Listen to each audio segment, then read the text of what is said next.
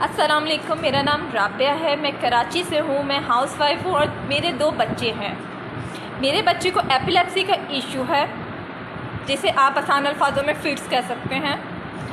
मैं किराए के घर पे रहती हूँ, जिसका किराया 20,000 रुपये है।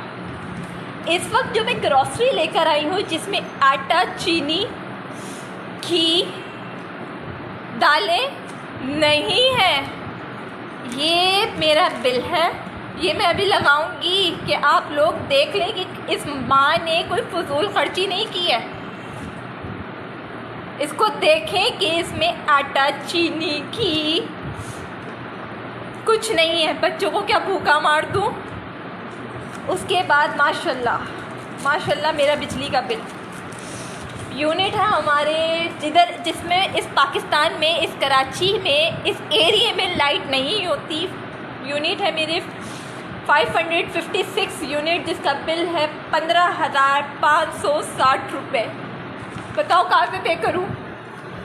रेंट पे करूँ, ग्रॉसरी लेकर आऊँ, बिजली के बिल दें या टैक्स पे करें तुम लोगों को कि तुम लोगों की जेबें भर जाएं।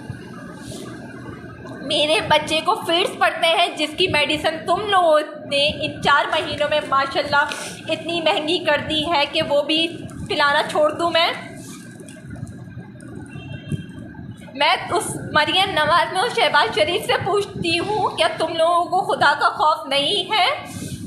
ख़त्म हो गया है खुदा का खौफ, मरना नहीं है। कब्र भूल चुके हो कि तुम लोगों ने कब्रों में भी जाना है।